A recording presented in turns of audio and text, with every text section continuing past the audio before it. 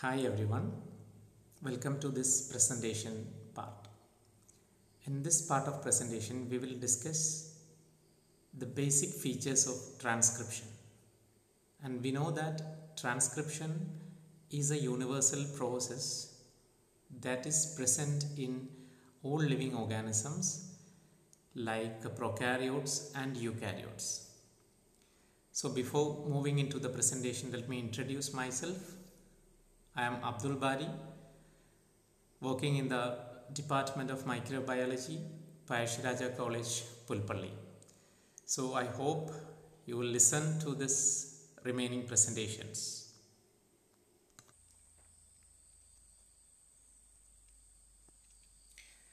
So we'll begin with one of the most important event in molecular biology is called central dogma. You might have heard of this term, central dogma.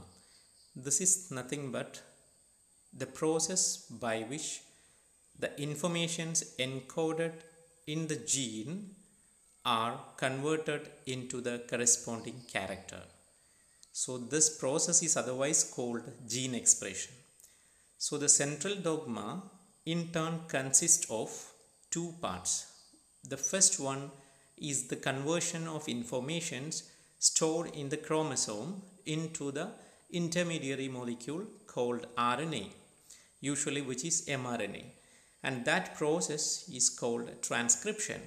And the second part of gene expression is called translation, which is the conversion of informations from the mRNA into the protein. So total the reaction is what we denote the central dogma, and which is the basis for character expression in every living organisms. Right. So we know that in this presentation we will have to be familiar with three important features. One is what is a gene. The second one will be about the RNA polymerase enzyme, which is responsible for transcription. And the third one will be certain sequences which are present in the gene, which is generally called as the promoter sequences. Right. So let's start with that. So this is again will give you a detailed idea about how this central dogma is executed. You can see there a gene which is marked over there with a promoter and a terminator region, and also there is an RNA coding sequence, which is actually what we call the informations.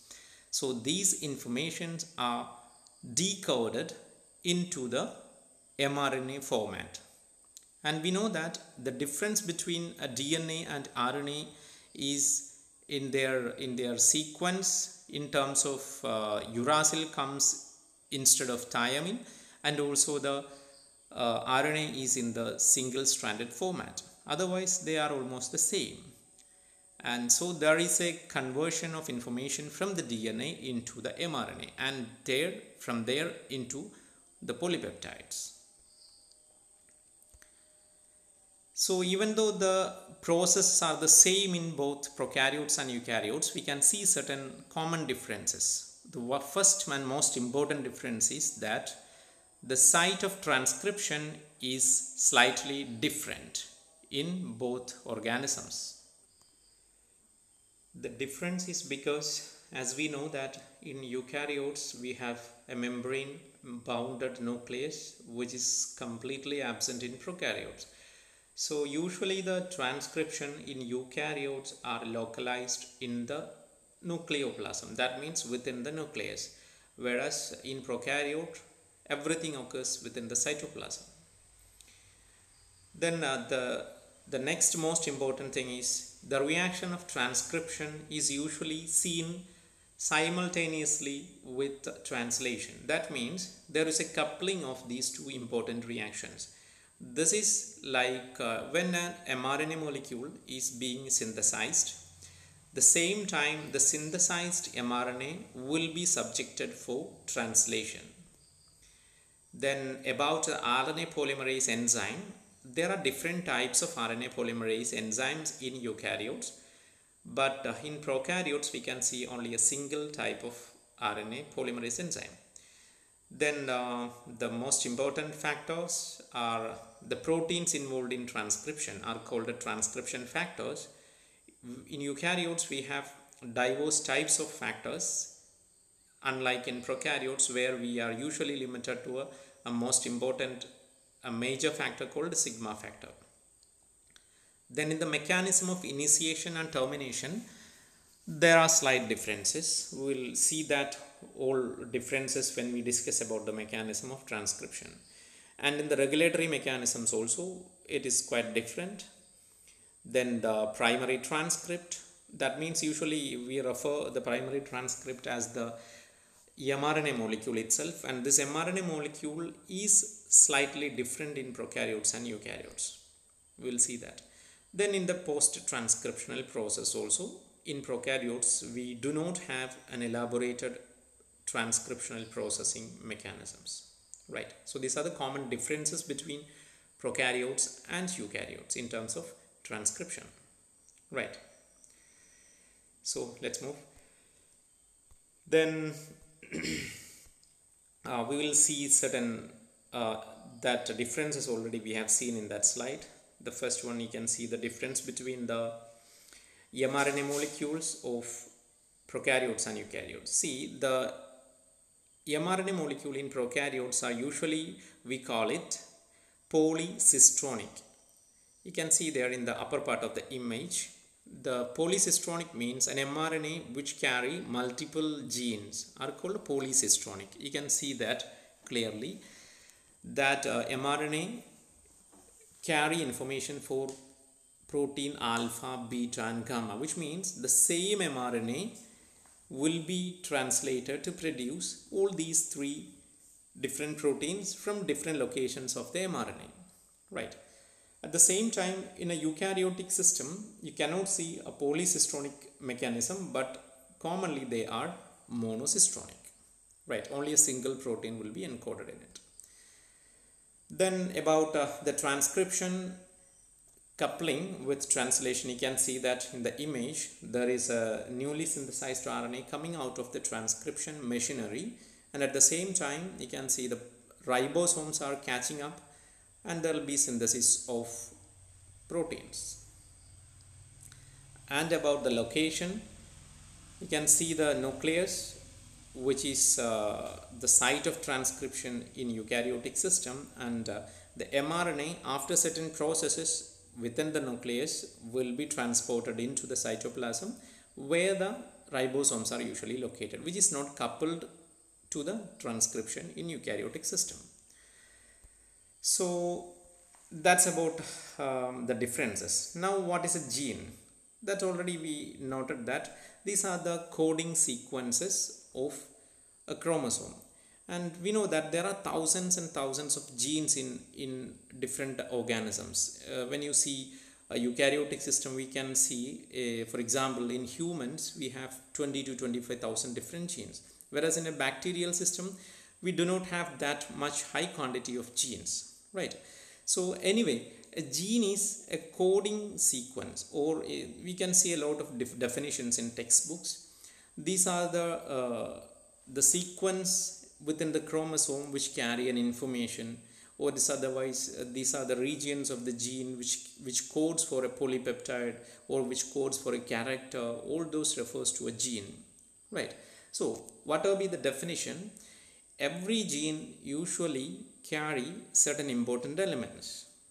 That's what we are interested here, right?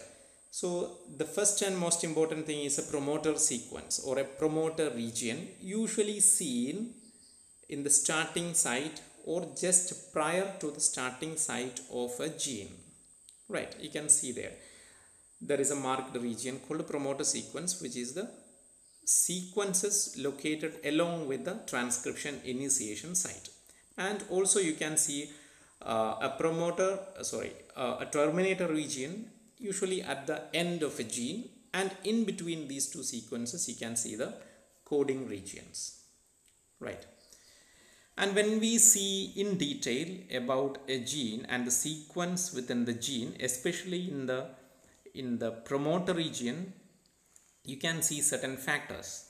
And for that, in order to discuss that, we need to see first certain notations. The first thing is that the sequence, the DNA consists of two strands and RNA is a single stranded one. So while the transcription, only one of the strand is being copied, right?